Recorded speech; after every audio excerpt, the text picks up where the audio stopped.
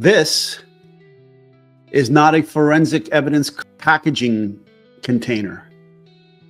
Okay. Nor is this a used Stop and Shop grocery bag. Okay. This is not a forensic leaf blower. We don't use this to blow away snow to look for forensic evidence or any other time to look for forensic evidence. If you're using this, what are you potentially doing? Blowing away your evidence.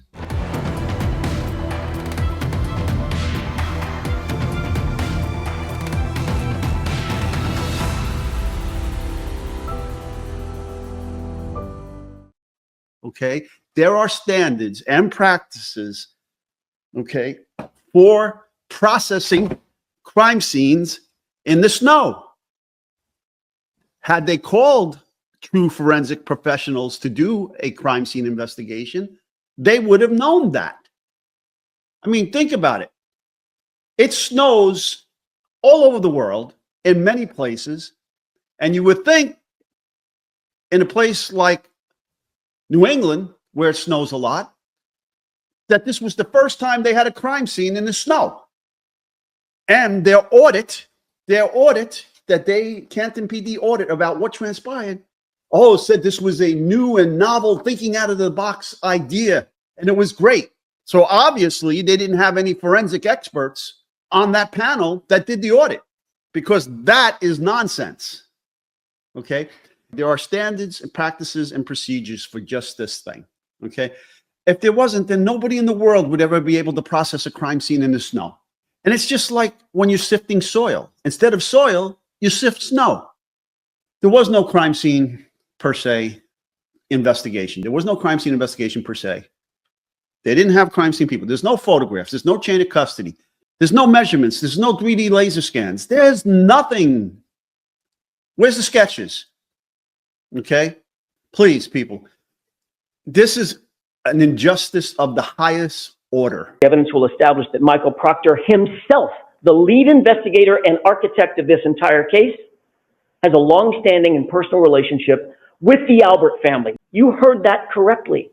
And yet he was the lead detective assigned to investigate the circumstances of a Boston police officer laying dead on the Albert's front lawn. Not when every piece of this case was handled by a disgraced investigator with a motive to protect his friends, not when the physical evidence contradicts their very theory, not when their own medical examiner won't call this case a homicide based on the exact theory that they're presenting to you, not when the conduct of those in the house and the utter lack of investigation speaks volumes about those who actually have something to hide.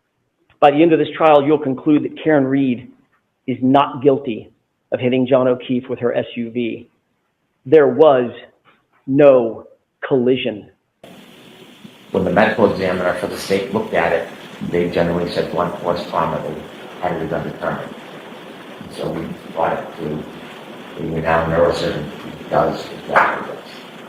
You're also going to hear from an active reconstruction. His name is Judd Welcher. He does not work for the state police or local police. He was hired to take a look at this case and the data.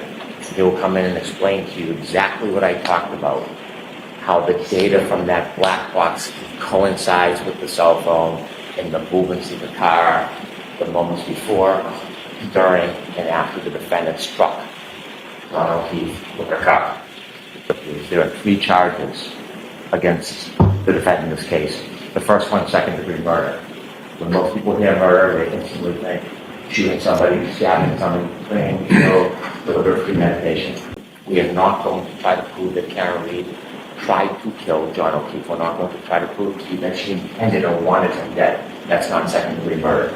What we'll prove to you is she engaged in an intentional act, driving back at him at that speed in the store, in the darkness, knowing that he had just gotten out of her Lexus. She intended that act, which would cause the plain and strong likelihood of death. That's what we will prove to second-degree murder. Also, operating under the influence of alcohol, manslaughter, we will prove to you that she drove her Lexus recklessly. She hit John O'Keefe, and because she hit him and he fell back, she caused his death. The third charge is leaving the scene after knowingly causing death. Again, she hit Mr. O'Keefe with a car. She knew he was injured. She left him behind. And he died. That's the whole group.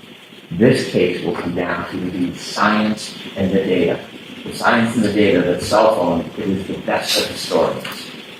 It doesn't suffer from intoxication. It doesn't suffer from memory loss. It doesn't suffer from emotion, pride, or prejudice. It is facts. It is data. And that facts and data will lead you to the truth in this case. But after Ms. Reed was charged, she began what you'll learn as a campaign. A campaign to make public statements. 2020, Nightline, Fox 25, a documentary. And we've had an opportunity to get many of her statements in the footage, and we're going to show much of you. And her statements to you will confirm what you already know from the science and the data. Could I tagged him in the knee and incapacitated him?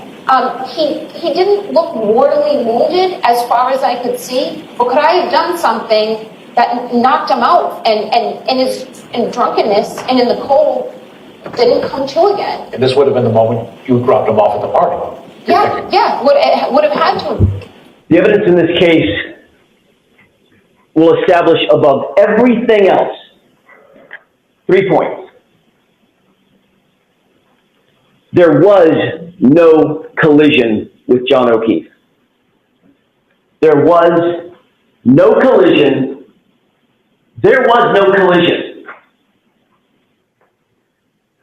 John O'Keefe did not die from being hit by a vehicle. Period. The facts will show that. The evidence will show that. The data will show that. The science will show that. And the experts will tell you that.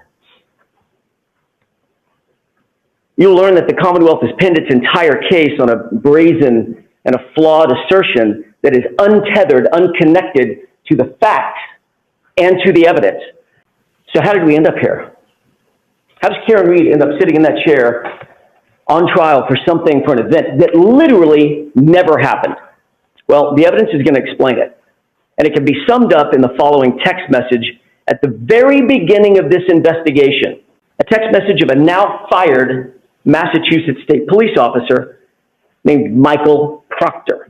He was the lead investigator on this case, and he was talking about a fellow officer, a fellow cop, who owned the property where John O'Keefe's body was found. Text message with a buddy. Question, is the homeowner going to catch any shit? Answer, nope. He's a Boston cop too. That quote defines the lack of integrity of the Commonwealth's entire case, its entire investigation, and this prosecution.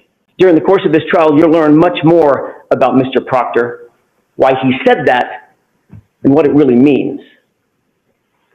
What you'll see and hear in this courtroom in the coming weeks is not just a story of a tragic loss. And make no mistake, John O'Keefe's death is and was a tragic and tragic loss. But the story you'll hear is about an investigation that was riddled with errors from the beginning, a rush to judgment, conflicted, and corrupted from the start. Corrupted by bias, corrupted by incompetence, and corrupted by deceit. Finally, it was corrupted by a deliberate effort to avoid and to cover up the very truth that you are seeking. You'll find when you hear the evidence that the Commonwealth's case is the literal definition of reasonable doubt.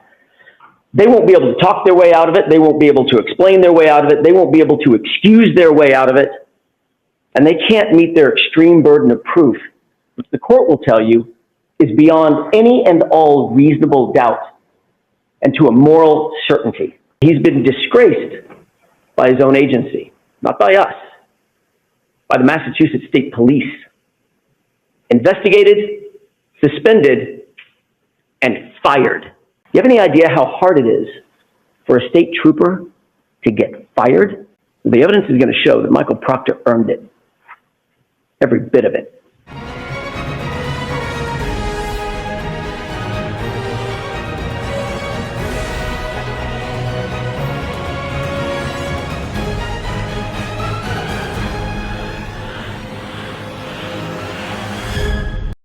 I don't think the prosecution, especially with this prosecutor, because I think he's inept, and that was evident to me because of all the mistakes he was making and the mischaracterizations and the false claims. I don't think he's going to be able to prove his case.